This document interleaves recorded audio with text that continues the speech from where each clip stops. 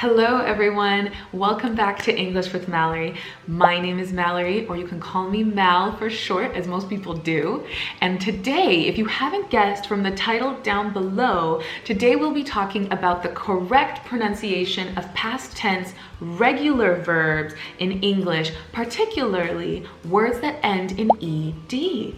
If you're someone who pronounces the word washed instead of washed, talked instead of talked, livid instead of lived, and jumped instead of jumped, then you're definitely going to want to stick around for the rest of this video because I'll be giving you a complete breakdown and step-by-step to help you better understand what you might be doing wrong and how you can fix it. So if this sounds like something you might be interested in, stay tuned.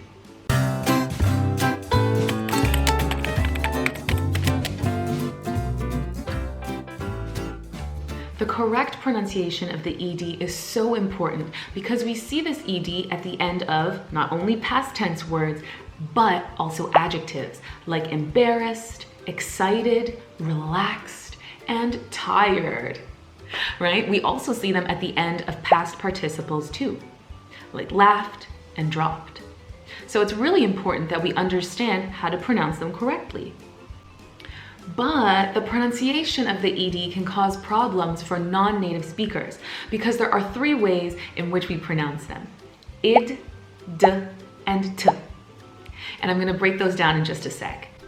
But before that, I must first explain what a voiced consonant and an unvoiced or voiceless consonant or sound means. Let's check it out. First, a voiced consonant is a sound that you feel in your throat.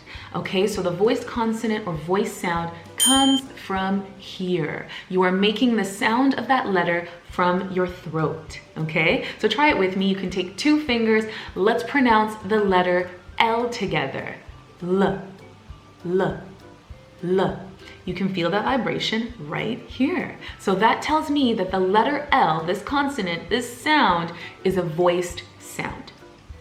Now, an unvoiced sound or voiceless consonant or sound is one that you don't feel in your throat. In fact, you will feel it here. Well, not exactly feel it, but you will make the sound with your mouth or with your lips. All right, so we're going to try it with the letter P. Okay, let's say together. Now you can see the letter P. I'm making the P sound with my lips. Nothing to do with my throat, just my mouth or my lips are moving.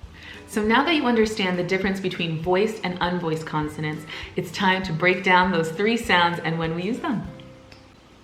The first sound is the id sound.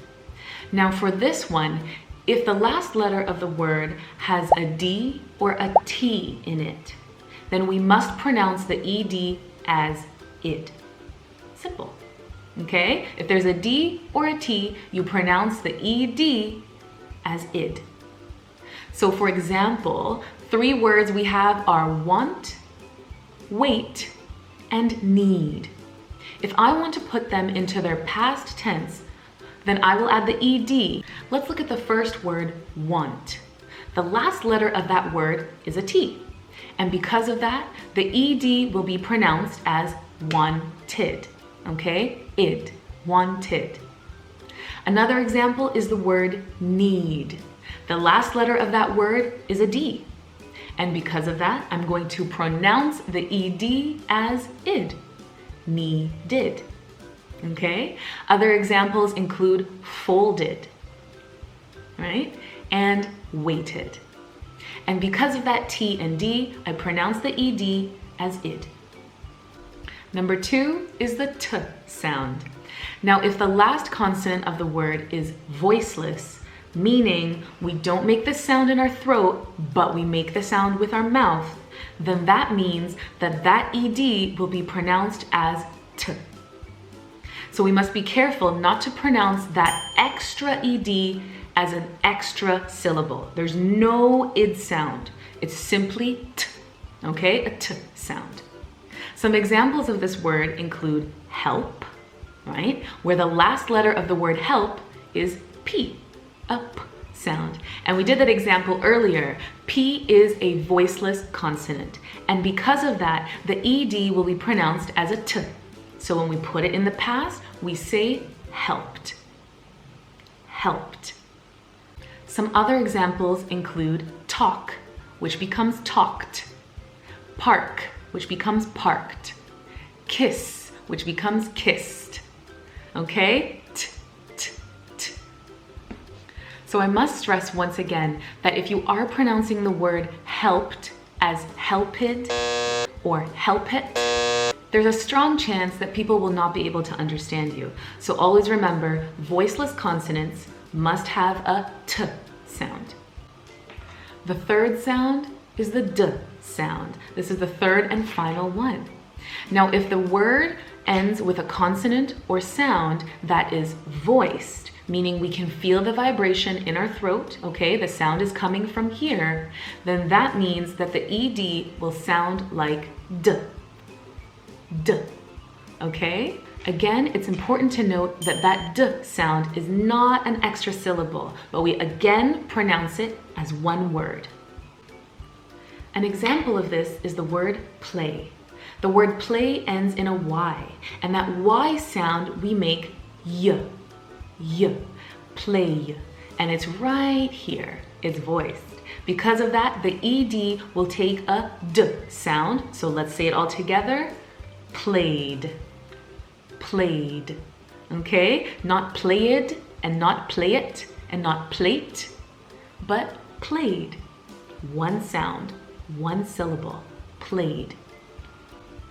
Some other examples of these include the word close, which becomes closed, live, which becomes lived, open, which becomes opened. So these words all have the D, D, D sound. All right, guys, just a quick little recap of what we've learned so far. So we learned that in English, the ED is pronounced 3 ways: id, d, and t. Now that all depends on the final sound of the consonant in the main verb, and whether that sound is voiced or unvoiced, which we learned earlier.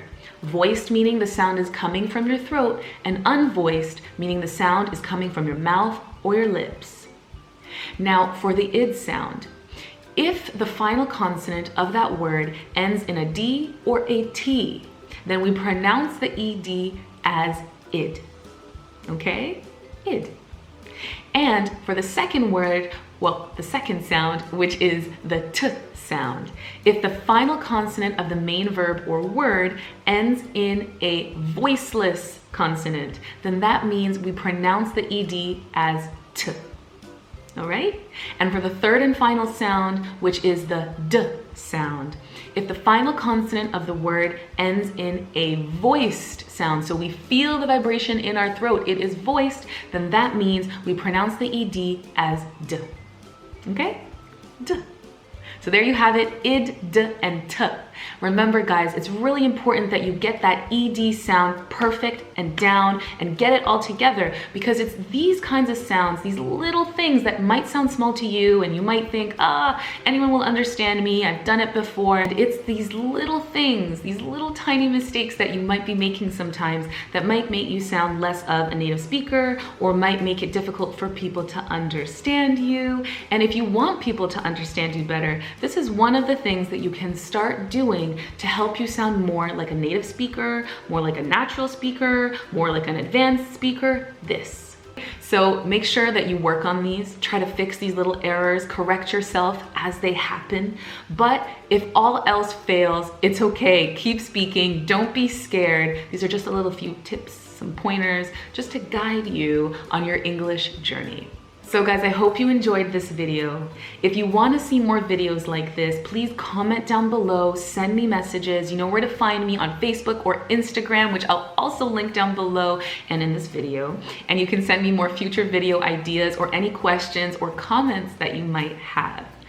So guys, if you like the video that you saw today, please give it a thumbs up, and that way I know what kind of videos you guys are into and what you'd like to see more of. And with that said, I hope to see you guys in the next video. Goodbye.